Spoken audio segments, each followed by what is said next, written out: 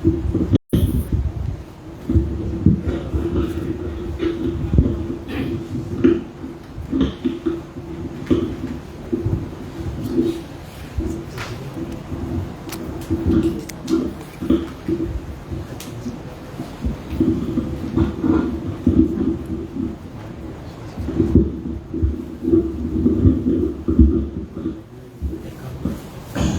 kita mulai dengan Al-Quran Al-Fatihah.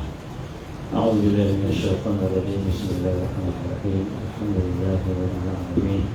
Ar-Rahmanirrahim. Maliki yaumiddin. Iyyaka na'budu wa iyyaka nasta'in. Ihdinas siratal mustaqim. Shiratal ladzina an'amta 'alaihim ghairil maghdubi 'alaihim waladdallin. Amin. A'udzubillahi samil 'alim minasyaitonir rajim. Bismillahirrahmanirrahim. Innal hamdalillah nahmaduhu wa nasta'inuhu wa nastahdihi wa nastaghfiruh wa na'udzu billahi min shururi anfusina wa min sayyiati a'malina. May yahdihillahu fala mudilla lahu wa man yudlil fala hadiya lahu. Asyhadu an la ilaha illallah wahdahu la syarika lahu wa asyhadu anna Muhammadan 'abduhu wa rasuluh. Qala rabbi shrah li sadri wa yassir li amri wahlul 'uqdatam min lisani yafqahu qawli. Rabbi zidni 'ilman amma ba'd. Assalamualaikum warahmatullahi wabarakatuh. Alhamdulillah, pertama-tama kita syukur kepada Allah berada dalam bulan Ramadan. Diizinkan Allah untuk kita sama-sama salat secara berjamaah di Rimunan Kasih, bersama-sama dengan kita salat tarawih InsyaAllah dan betul. Alhamdulillah, kita bersyukur pada Allah diberikan kesempatan pada Ramadan. Sebab baru-baru ni semalam, petang sebelum maghrib, berita seorang kawan meninggal dunia. Tak sempat masuk bulan Ramadan, tak sempat. Jadi kita dapat merasai bulan Ramadan pada tahun ini insyaAllah. Jadi insyaAllah pertama kita syukur kepada Allah diberikan kesempatan pada kita pada malam ini. InsyaAllah sebagai mukadimah kepada program Ihya Ramadan, kita nak menghidupkan Ramadan bersama-sama di tempat kita masing-masing. Dan kita di sini di Rimunan Kasih di September ini insyaAllah kita akan buat beberapa perkara. Kita reflect kepada ayat yang dibaca oleh Imam tadi, antaranya surah Al-Baqarah yang menggambarkan tentang Allah SWT telah menjadikan manusia dan menjadikan manusia itu supaya kita menyembah Allah. Ya ayyuhan nas u'budu rabbakumul ladzi khalaqakum wal ladzina min qablikum la'allakum tattaqun. Wahai manusia, sembahlah Tuhan kamu, Tuhan yang telah menjadikan kamu dan Tuhan yang telah menjadikan orang-orang sebelum kamu. Jadi Allah perintah kita untuk beribadah kepada Dia. Dan kemuncak kepada ibadah itu ialah Allah perintahkan kita untuk menegakkan kebenaran Dia, menegakkan sistem Dia. Wa iz qala rabbuka lil malaikati inni ja'ilun fil ardi khalifah. Jadi Allah Ta'ala berfirman kepada malaikat bagaimana Dia telah menyatakan Dia nak menjadikan di atas muka bumi ini khalifah. Inni ja'ilun fil ardi khalifah. Jadi Allah nak menjadikan khalifah di atas muka bumi ini. Dan khalifah ini yang membawa maksud wakil kepada Allah, wakil kepada Rasulullah sallallahu alaihi wasallam, ataupun kita kata pemimpin. Jadi malam ni kita open, kita buka dengan kita berbincang tentang 3 sifat pemimpin. Setelah dia beriman, setelah dia Islam, setelah dia beriman, setelah dia ingin memberi kekuatan duduk di dalam dakwah, tarbiyah dan perjuangan tadi, maka kita nak kena membina diri kita ini supaya ada sifat-sifat kepimpinan. Sifat-sifat kepimpinan. Jadi sifat kepimpinan ini sesuai dengan ayat Allah tadi lah kan. Kalau tidak, kita hanya ingat ubudiyah itu sekadar sembahyang aja, sekadar puasa, sekadar ibadah yang khusus. Sedangkan ubudiyah, ibadah kepada Allah itu dalam segala aspek. Dalam ayat yang lain suratul Baqarah Allah gambarkan, ya ayyuhalladzina amanu udkhulu fi silmi kafah wala tattabi'u khutuwati syaitan innahu lakum aduwwun mubin. Wahai orang beriman, masuklah dalam Islam secara menyeluruh, semua sekali. Bukan hanya dalam ibadah khusus, tapi semua sekali. Dan jangan kamu ikut jejak langkah syaitan. Jadi hari ini kita heboh dekat Malaysia ni. Malam ni heboh apa malam ni? Malam ni heboh Malaysia lawan Turkistan, bola sepak. Jadi sebahagian dari kita tarawihnya di Stadium Sultan Ibrahim. Video Sultan Ibrahim tu saya sekadar Ibrahim buat. Sebahagian dari kita yang tarawih di Stadium Sultan Ibrahim. Sebahagian daripada kita menghabiskan masanya dengan satu pesta yang dibuat mula-mula secara senyap-senyap. Lepas tu dia kuat, dia disebarkan. Pesta pondan dan babuk LGBT. Sebenarnya pesta ni dah buat tiap-tiap tahun. Saya ingat lagi lebih kurang 10 tahun lepas, terkejut mula-mula bila kita dapat tahu mereka nak buat pesta. Bukan pesta LGBT, tak panggil tu. Dia panggil pesta seks. Pesta seks. Kenapa dibuat bulan Ramadan? Sebab hujah dia bulan Ramadan, banyak penguat kuasa senang terawih, tak ada masa nak pergi rush. Tak ada masa nak pergi cari orang buat maksiat ni. Itu alasannya. Jadi orang sibuk beribadah, dia sibuk bermaksiat. Jadi sebab itulah tak cukup sekadar kita boleh sembahyang puasa, boleh beribadah dengan ibadah khusus, tapi kita tidak membina kekuatan kepimpinan. Dan kepimpinan ni bukan politik, demokrasi, siasat tadi, tapi kepimpinan ini meliputi semua aspek, semua perkara. Jadi tak cukup. Jadi sebab itu Allah perintahkan kita supaya kita membina kekuatan. Baik, kita tengok 3 perkara kena ada pada seorang yang nak memimpin diri dia. Yang pertama, seorang pemimpin mesti ada jelas di dalam visi dan misi. Apa dia nak capai, apa dia nak dapat. Yang membezakan seseorang itu ada kualiti pemimpin dengan kualiti orang yang tak ada pemimpin. Ikut dia seperti itu. Orang yang memimpin, dia ada visi dan misi yang jelas, ada matlamat yang nak dicapai jelas. Apa nak capai sebenarnya? Kalau dia pergi ke ladang, dia nak capai apa? Kalau dia pergi bekerja, dia nak capai apa? Hidup kita ni nak bawa ke mana? Jadi matlamat yang jelas. Matlamat yang jelas, ini nombor 1. Jadi sempena dengan kita berada di ambang 100 tahun kejatuhan Khilafah Osmaniyah yang terakhir pada bulan Mac 1924. Sempena dengan kedatangan saat-saat kejatuhan Khilafah yang terakhir, maka kita tengok bahawa sudah sampai waktunya sekarang bahawa kita sedang menuju ke arah kebangkitan. Dan sebab itulah, apa sebenarnya yang kita nak buat pada hari ini? Nombor 1, kita kena faham bahawa Allah perintahkan kita membina kekuatan. Wa'iddu lahum mastata'tum min quwwah. Dan persiapkanlah diri kamu ini dengan segala kekuatan. Segala kekuatan. Dan di sinilah kita lihat Allah perintah kita bina kekuatan. Jadi bulan Ramadan ini, macam yang kita sebut dalam kuliah-kuliah yang lepas, bahawa kita sudah berada di ambang kedatangan Al-Masih Dajjal. Jumhur mereka yang mengkaji, menyatakan bahawa kedatangan Al-Masih Dajjal sudah terlalu hampir. Malahan bila kita mengkaji, kita mendapati bahawa mereka musuh Islam merancang Dajjal keluar 2024. Itu perancangan mereka. Wa makaru wa makarallah wallahu khairul makirin. Kalau mereka rancang, Allah pun rancang perancangan jahat yang akan menghancurkan mereka, dan Allah sebaik-baik perancang. Mereka rancang tahun depan Dajjal keluar. Mereka rancang di dalam kata-kata pemimpin Zionis, dalam kata-kata pemimpin Yahudi antarabangsa, pimpinan daripada WEF sendiri, contohnya Klaus Schwab,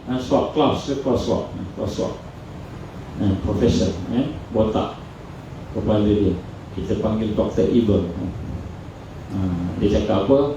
Dia kata 2024 adalah masa di mana mereka akan mengeluarkan digital ID dan digital currency, and the whole world semua akan jadi satu.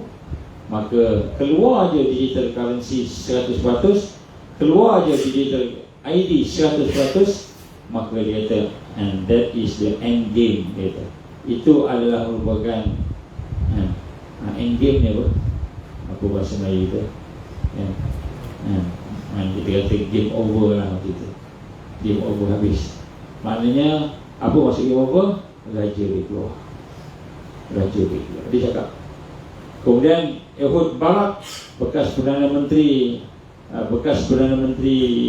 Israel, telah menyatakan dalam satu dia punya statement kepada rakyat dia kata, bersatulah, kita kena bina kekuatan, kita kena bina diri kita supaya melayakkan kita duduk di bawah kepimpinan raja yang baru.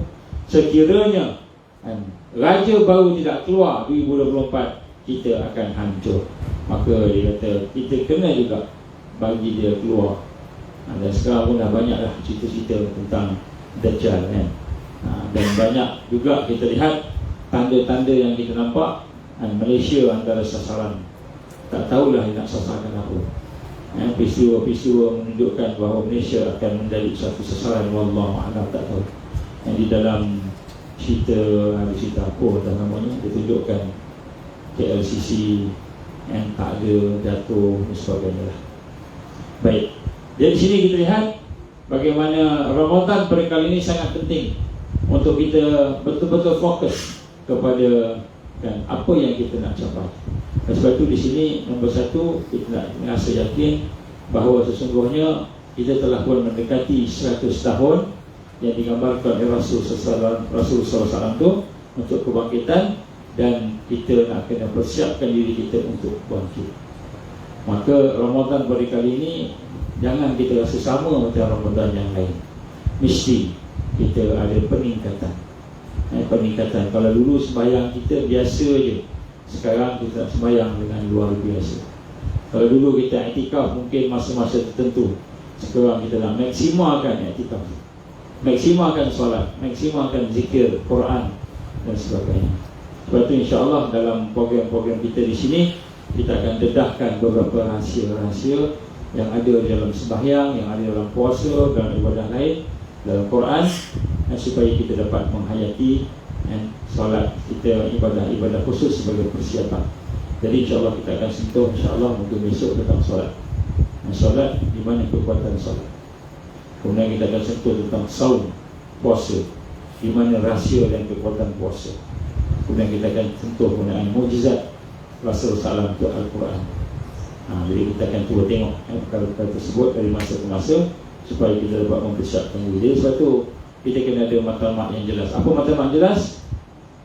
Kita nak kena beribadah kepada Allah, menegakkan khilafah.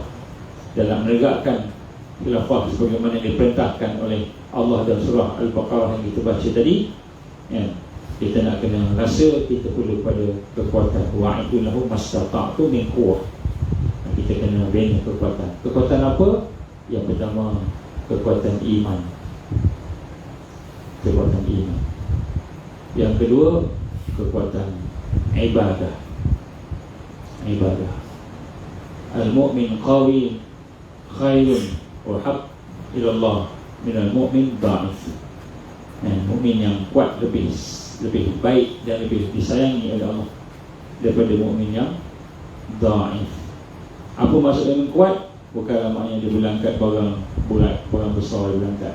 Bukan makna dia kuat, dia boleh lari, badan dia berotot-otot, perut dia ada six pack kan. Bukanlah masa mukmin yang kuat, mukmin yang dia banyak tidur, kuat juga kan. Ataupun kuat makan, kuat juga. Kuat jaga malam, kuat juga.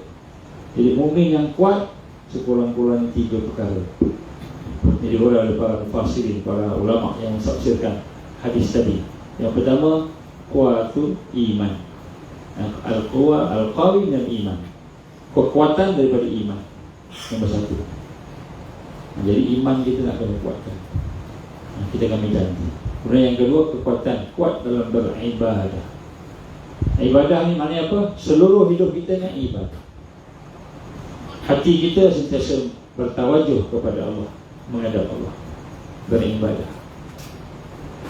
Yang ketiga, kekuatan di dalam kesedaran, al-wa', kesedaran yang menyebabkan dia boleh bangkit.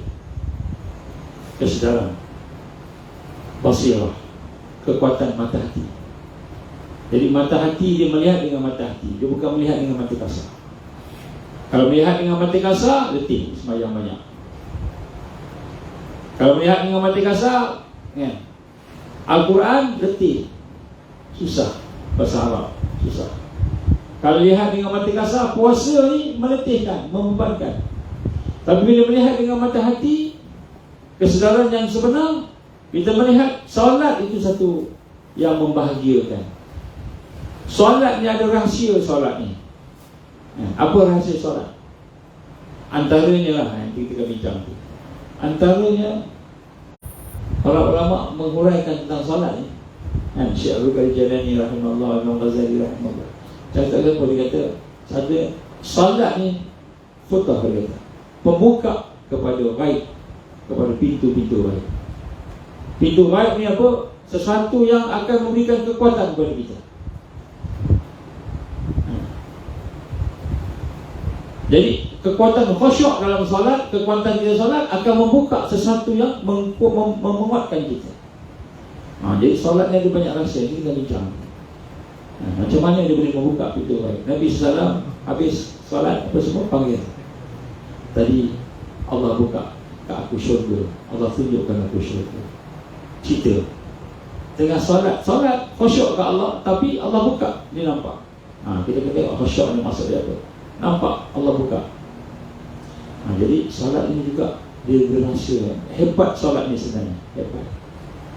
Jadi kita nak kena tengok bagaimana bila kita kuat dalam mata hati kita, basirah kita terbuka, basirah kita latih, kita bentuk, maka pada ketika itu kita tidak akan mudah tertipu.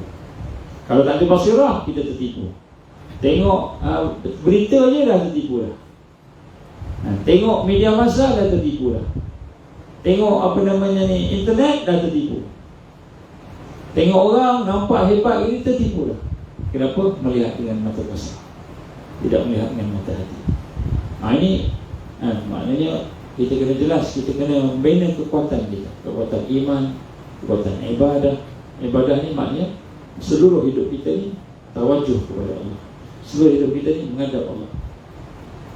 Dalam sembahyang, dalam kita bekerja, semua dalam keadaan kita, hati kita ni merasai kebersamaan dengan Allah dan sebagainya. Jadi nombor 1, kekuatan matlamat. Jadi sebab tu puasa pada kali ini bukan sekadar puasa, bukan sekadar solat, bukan sekadar Ramadan, tapi bina kekuatan. Itu nombor 1. Sebab tu kita ada benda yang kita nak capai. Dalam bulan ni ada benda nak capai. Yang kedua, kekuatan kepada seorang pemimpin ialah dia tahu macam mana nak capai matlamat ini. Dia tahu matlamat dia tahu misi dia nak capai apa, tapi dia tak tahu nak buat. Dia tahu dia ada misi tapi tak tahu nak capai, dan tak boleh nak meyakinkan orang. Maka dia bukan seorang yang boleh memimpin. Dan pemimpin mesti tahu. Jadi apa yang kita punya misi kita, kita tahu dah. Kita nak berhubungan kepada Allah, nak tegakkan khilafah kekuatan Islam, kita nak bersiap untuk bangkit. Tak lama dah. Dan kemudian yang kedua, kita tahu macam mana cara. Macam mana cara dia? Kembali kepada sunnah Rasulullah SAW. Menghidupkan sunnah, tarbiyah, dakwah dan jihad fi sabilillah. Ini sunnah besar. Apa sunnah lagi? Hijrah. Kita kena hijrah, kena berpindah daripada kelemahan kepada kekuatan. Kita berpindah daripada kekusutan hidup dunia kepada kelapangan, keluasan, ketenangan hidup di akhirat. Kita kena berpindah, hijrah. Itu semua merupakan cara-cara kita tahu, kita faham. Kalau kita kata nak capai kebangkitan, mesti ada jihad, dakwah dan tarbiyah, mesti ada sunnah. So kita kena faham ciri-ciri ni. Yang kita tengok kat sini ni, ladang, kita tengok kat sini ni, kita kata sahabat-sahabat bekerja macam-macam, kita tengok. Itu yang kita nampak secara mata kasar. Tetapi dari sudut kefahaman kita, keyakinan kita, itu semua adalah merupakan JDT, jihad, dakwah dan tarbiyah. Jadi ini kita kena faham secara detail. InsyaAllah kita ceritalah banyak dalam tamrin-tamrin yang kita buat. Yang ketiga, mesti ada disiplin. Hebat kita punya matlamat, hebat kita punya visi misi, kita tahu nak capai macam mana. Ada pembimbingnya, ada dia punya SOP dia, ada manual dia, tapi kita tak ada disiplin. Al-indibat, indibat ni disiplin. Mesti ada disiplin. Disiplin namanya kemampuan kita untuk menguasai diri kita. Al-mujahid man jahada nafsahu fi ta'atillah. Seorang yang berjuang itu, yang berdisiplin ialah dia yang tahu macam mana nak jaga diri dia, macam mana nak kontrol diri dia. Kalau kita kata saya nak sembahyang jamaah, maka sebelum waktu solat, sebelum waktu azan dia dah prepare. Itu disiplin. Masuk pukul 7.20 maghrib, pukul 7 dia dah siap dah. Ataupun 6.50, setengah jam dah siap dah. Dah duduk, dah menghadap kiblat, dah duduk dengan zikir, minta ampun ke Allah. Kalau 20 minit, setengah jam sebelum waktu buka puasa tu, doa mustajab. Antara doa mustajab 20 minit, 30 minit sebelum iftar, sebelum buka puasa. Jadi orang yang berdisiplin, dia akan persiapkan diri dia 20 minit, 30 minit sebelum iftar. Bukan tunggu nak makan, tapi persiapkan diri dia menghadap Allah. Masa tu dia doa, merayu ke Allah, minta ke Allah, munajat ke Allah. Itu masa yang akan terlepas. Hari ini orang tak kisah masa tu lah sibuk dengan pasar malam. Sibuk dengan pasar malam, jual beli, bising sana, bising sini. Hati kita terlepas daripada mengambil waktu yang mustajab doa. Mesti waktu saja, iaitu beberapa waktu sebelum iftar, sebelum buka puasa, dan kemudian masa buka puasa. Jadi disiplin maknanya kita boleh menjaga kita diri kita. Baik, macam mana panduan kita? Allah sebut dalam surah Al-Asr. Apa surah Al-Asr? Bismillahirrahmanirrahim. Wal 'asr innal insana lafi khusr illa alladhina amanu wa 'amilus shalihat wa tawassaw bil haqqi wa tawassaw bis sabr. Siapa tak hafal surah Al-Asr, tolong hafal. Dia satu surah yang kita nak kena hafal dan laksanakan dalam hidup. Bukan hafal, tadabbur, dan juga kita nak melaksanakan, mengamalkan. Macam mana nak amal surah Al-Asr? Allah firman dalam Quran, dalam surah Al-Asr ini yang pertama, wal 'asr. Demi masa. Ulama kata apa? Kehidupan. Masa ni hanya umur kita. Jadi Allah bersumpah dengan kehidupan. Apa maksud kehidupan? Kehidupan ini adalah merupakan tempat kita diuji, tempat kita berhadapan ujian, fitnah, tempat kita akan duduk sama ada berjaya atau tak berjaya. Ni hidup kita ni lah. Sekarang hidup kita, lepas tu habis, tak ada dah. Kalau kita mati lah, mati habis, tak ada dah. Hidup ni satu yang besar. Jadi kita kena melihat hidup kita. Setiap saat yang berlalu takkan kembali dah. Malam semalam kita tak boleh buat tahajud, tak boleh dah, tak patah balik. Malam semalam sepatutnya kita diampunkan oleh Allah. Allah dah bangunkan kita tidur. Dah bangun dah. Tapi kita tak ada kekuatan, kita tidur balik. Bangun pun malam makan je, belum tidur balik. Bangun borak-borak je. tak sempat nak bertaubat, munajat kepada Allah. Maka kita lihat habislah masa itu, tak boleh. Kalau Allah ingin mati subuh je, matilah rugi kita, tidak menghidupkan malam sebelumnya. Jadi kita kata yang pertama masa ni kita kena sensitif. Jangan buang masa. Jangan kita buang masa, sebab masa ni kehidupan kita. Allah akan tanya. Jadi wal as, sebenarnya Allah nak suruh kita tepati supaya hidup kita ikut apa yang dikehendaki oleh Allah. Kemudian Allah gambarkan innal insana lafi khusr. Yang kedua, insan ni kita. Insan ni nisyan, insan ni mudah reka, mudah lupa. Mahathir kata Melayu mudah lupa. Tak, manusia mudah lupa. Dia pun lupa dah. Dia sendiri pun lupa dah. Dia pun lupa dah. Jadi sebut kat sini kan, al-insan hidup dalam kerugian. Jadi hidup kita ni sebenarnya banyak benda yang merugikan kita. Kita sedar ke tak sedar, rugi. Sebab tu Allah bersumpah dengan kehidupan. Allah bersumpah dengan al-asr tadi, waktu asar, setengah-setengah ni gambarkan begitu. Allah sumpah dengan hidup kita, maka Allah kata rugi. Kerugian. Kerugian. Rugi betul ni kalau sisi. Jadi sebab itulah disiplin nombor satu dikatakan disiplin al-intibat, jaga hidup kita. Nombor dua, jaga dari perkara yang merugikan. Atau disiplin. Ini semua disiplin. Jadi macam mana nak amalkan surah Al-Asr, inilah dia. Jaga perkara yang merugikan. Apa perkara yang merugikan? Tidur masa yang tidak sepatutnya kita tidur. Jaga masa yang tak sepatutnya kita jaga. Berbual perkara yang tak sepatutnya kita berbual. Melihat tidak perkara yang patutnya kita melihat. Jadi itu benda yang merugikan. Banyak merugikan. Jadi disiplin, setelah kita diperintahkan tengok kehidupan kita, maka kita diperintahkan untuk menjaga diri kita daripada benda yang merugikan. Apa yang merugikan? Semua dosa. Selagi kita tidak menyesali dosa kita, tak bertaubat, tak mau bertaubat, maka selagi itulah kita tak akan mendekati Allah. Walaupun sembahyang 20 rakaat tarawih, walaupun sembahyang 100 rakaat tahajud, tapi hati kita tak pernah teringin nak bertaubat pada Allah, tak teringin menyesal dosa kita, Allah tak akan dekati kita. Kenapa? Kita mengutamakan dosa, maksiat dan mungkar lebih daripada yang menjadikan kita Allah. Tidak, Allah takkan pandang. Allah maha besar, maha bersih. Dia tidak akan suka yang kotor. Jadi benda yang merugikan, dosa. Tengok dosa kita. Apa dosa kita?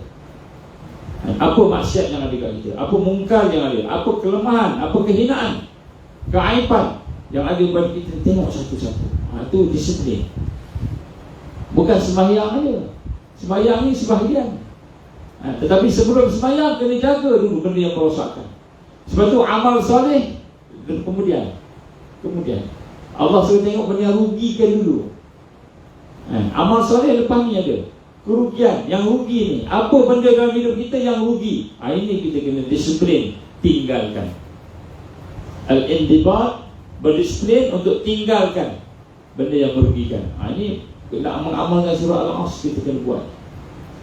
Yang ketiga barulah illal ladzina amanu, melainkan orang yang pelihara iman dia, duduk dalam iman dia. Iman dia pula kalimah syahadah, menegakkan akidah, mentauhidkan Allah. Ini panjang cerita ni, ada sebut sini kan. Iman, baru iman. Jadi sebelum iman, kenapa seseorang tu iman dah ada tak meningkat? Kenapa kita dah ada iman tak meningkat? Dah ada amal soleh tak meningkat? Kerana kita tak jaga benda yang merugikan tadi. Dosa kita tak jaga. Keaiban kita tak jaga. Kehinaan kita tak jaga. Kejahilan kita tak meningkat. Ilmu kita, benda yang merugikan dalam hidup kita tak jaga. Sebab itu iman tidak akan tertingkat. Jadi kenapa tak khusyuk? Kerana ada dosa yang menyebabkan kita tak boleh khusyuk. Kenapa tak boleh bangun malam? Susah nak bangun malam. Kenapa tak boleh baca Quran? istiqamah dengan Quran, kerana ada dosa. Benda yang merugikan dalam hidup kita yang kita tidak mahu berdisiplin, tinggalkan. Ini baru kita boleh faham. Rupanya aku tak meningkat dari tahun ke tahun sebab aku tak jaga perkara yang merugikan. Ini yang kita nak kena tengok balik semula. Nak tengok balik benda-benda perkara yang selalu kami tak perasan. Cakap kita, rupa-rupanya hanya kerana bercakap banyak, Allah tak bagi khusyuk. Bercakap banyak ni, cakap banyak, Allah tak bagi kita beri berzikir pada Allah. Nak zikir pun tersekat-sekat. Kenapa? Cakap banyak, cakap lagi, cakap pula sar-sar, cakap yang lara. Jadi hanya kerana cakap banyak, Quran Allah tak bagi kita, zikir Allah tak bagi kita, terhalang. Selalu boleh buat 1000, tiba-tiba hari itu 100 pun susah. Selalu boleh buat 100, hari itu nak baca pun susah, nak zikir pun rasa berat. Kenapa? Rupanya ada dosa di lidah kita. Kenapa tak boleh khusyuk dalam solat? Kenapa tak boleh khusyuk? Sembahyang tak khusyuk, nak cuba khusyuk tak boleh. Ingat macam-macam, nampak macam-macam dalam sembahyang. Rupanya kita tak jaga mata kita, dosa mata. Jadi kita akan bincang nanti. Salah satu perkara yang penting dalam puasa ialah menjaga dosa mata, dosa telinga. Rupa-rupanya Allah tak bagi khusyuk dalam solat. Kita tak jaga mata. Tengah solat kita boleh nampak macam-macam. Tak jaga telinga, tengah solat boleh kita dengar macam-macam. Benda yang mengganggu solat, tak boleh khusyuk. Rupanya dosa kita tu. Ini kita nak kena tengok semula. Kalau tak, rugi kita sembahyang banyak tapi tak khusyuk. Berapa ramai orang sembahyang tapi yang didapat hanya penat. Berapa ramai orang puasa yang dapat hanya lapar dan dahaga. Ini semua hadis Nabi SAW. Jadi kita tengok balik, perhati balik. Jadi benda yang merugikan. Jadi rugi ni ada dua benda. Yang pertama dosa kita, maksiat kita, yang menyebabkan kita tak dapat meningkat iman dan amal. Yang kedua, makanan yang kita makan, perkara yang kita ambil dalam hidup kita. Kalau ada benda yang haram dan syubhat, perkara ini akan menghalang kita juga untuk meningkat iman dan amal. Iman tak boleh tingkat walaupun kita duk baca Quran banyak, buat macam-macam, tapi tak tertingkat. Iman tak rasa nikmat, ibadah tak rasa nikmat. Rupanya ada makanan yang kita makan yang tidak halal, makanan yang tak halal, sumbernya ataupun makanan itu sendiri. Ini antara benda yang kadang-kadang kita tak berasa. Lepas tu kita nak kena jaga warak dan takwa. Tengok makanan kita. Ini antara dua benda yang ganggu kita. Satu dosa. Dosa dah banyak dah, makanan pula. Baik. Selepas daripada itu al-iman. Iman, dan lepas itu amal soleh. Amal soleh ni apa maksud amal soleh? Segala amalan kita, semua yang kita buat, gerak, diam kita, bercakap, senyap kita, semua yang kita buat, semua yang berlaku bagi kita, yang menuju kepada akhirat, yang mendapat kesempurnaan akhirat, itulah amal soleh. Jadi amal soleh ni, mungkin amalan tu nampak macam dunia, bekerja, ladang, tapi menyempurnakan akhirat. Mungkin nampak macam dunia, kita bekerja, berniaga, macam niaga itu dunia, tapi rupanya niaga itu untuk akhirat, untuk bantu agama Islam. Maka dia jadi amal soleh. Jadi segala amal yang membawa kesempurnaan akhirat, itulah amal soleh. Kalau amal tu tak bawa akhirat tapi dia baik, dia nama amal khair, amal yang baik. Orang-orang bukan Islam, dia buat baik tapi dia tak sampai soleh, dapat amal baik dia, buat baik. Ronaldo suka derma. Ronaldo kata apa? Saya nak tolong Palestin, tapi dia tak beriman pada Allah. Dia dapat apa? Bukan amal soleh, amal khair. So amal khair ni kat mana dia dapat ganjaran? Dia dapat dekat dunia. Sebab itulah dia dapat beberapa kali Golden Boot. Golden Boot ni pemain terbaik, Golden Boot Award. Banyak kali dapat kat Ronaldo. Rupa-rupanya dari sudut sunnah, bila dia buat baik, dia tolong orang Islam, dia tolong orang Palestin, tolong Allah, bagi balasan kat dunia ni. Dia dapat kebaikan kat dunia ni. Lagi banyak dia buat, lagi banyak dia dapat. Itu orang bukan Islam. Sebab di akhirat Allah tak bagi dah. Akhirat Allah tak bagi sebab tak ada iman pada dia. Dia tidak Islam, dia mensyirikkan Allah, dia kufur pada Allah, dia tidak beriman kepada Allah, maka akhirat tak dapat. Dunia dia dapat, Allah bagi dunia. Buat baik dapat dunia, buat baik dapat dunia. Jadi antara pemain-pemain yang suka membantu orang susah, Ronaldo lah, Cristiano Ronaldo. Sekarang dah main untuk orang Arab lah. Mudah-mudahan dapat hidayah lah. Kalau dia dapat hidayah, alhamdulillah, semua yang dia buat tu dikira sebagai amal soleh. Tapi oleh kerana tak ada iman, Allah tak terima. Allah terima, Allah balas juga, balas kat dunia je. Jadi apa beza amal soleh dengan amal khair? Amal soleh, amal yang menyempurnakan akhirat. Amal khair, amal baik, amal yang setakat di dunia ini orang kata baik, dapatlah balasan dunia, insya-Allah. Allah ni bagi. Kemudian disiplin untuk melaksanakan amal kita kena buat, insya-Allah. Kita kena buat jadual kat sini. Pukul berapa siapa nak azan? Kita kena gila-gila tukang azan. Tukang azan kena gila-gila, tukang baca apa ni? Altiru wa majidu. Subhanallah, alhamdulillah, wa la ilaha illallah, akbar lebih Bilal. Gila-gila. Jadi kita buat jadual. Kemudian Quran kena habiskan. Kita kena latih diri kita dalam Ramadan ni, kita baca Quran sikit. Tak banyak pun sikit lah. Kena latih sebab Quran ni mukjizat Rasul sallallahu alaihi wasallam. Kena baca, kena tengok, kena tadabbur. Jadi kita kena latih. Sembahyang macam mana, puasa macam mana kita akan buat. Kita akan buat dia punya SOP dia, insya-Allah. Kita cuba ikut adab-adab dia. Kemudian kita galakkan supaya i'tikaf di masjid semaksimal boleh. Ini i'tikaf. Okey. Jadi kemudian yang ketiga, yang seterusnya, yang kelima, yang keenam ialah kita berpesan-pesan dengan kebenaran, berpesan dengan kesabaran. Itu hidup secara ukhuwah jama'i, berpesan-pesan. Wa tawassaw bil haqqi wa tawassaw bis sabr. Pesan-pesan dengan kebenaran, dengan Islam, pesan dengan kesabaran, istiqamah. InsyaAllah kalau ada kesempatan kita akan sambung lagi lah. Kita sebut kita kena faham ada disiplin. Kita mesti ada disiplin.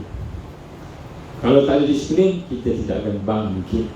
Orang yang tak disiplin tidak akan diberikan kejayaan. Allah tak akan bagi kejayaan orang yang tidak berdisiplin. Kenapa? Kerana dia melanggar sunnah dan peraturan Allah SWT. Allah akan bagi kejayaan bagi mereka yang menjaga sunnah. Jadi inilah salah satu sunnahnya adalah berdisiplin, insyaAllah. Jadi insyaAllah kita sikit sebanyak sebagai peringatan pada malam ini. Mudah-mudahan sedikit apa yang kita dikongsikan ni sebagai ulang kaji kita je lah, insyaAllah.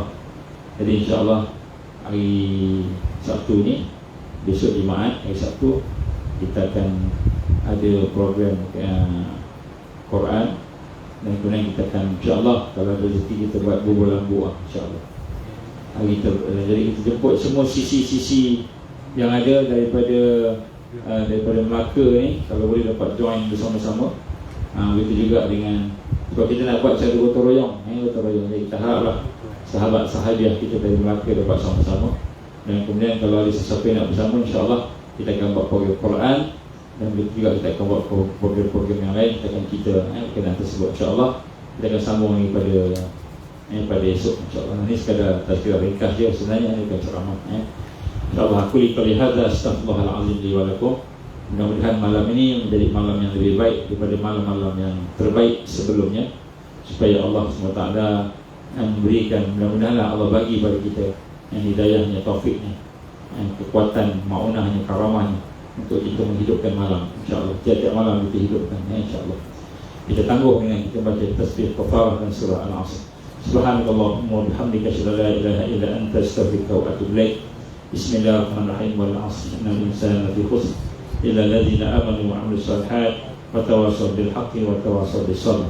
Wabillahi taufiq wal hidayah. Assalamualaikum warahmatullahi wabarakatuh.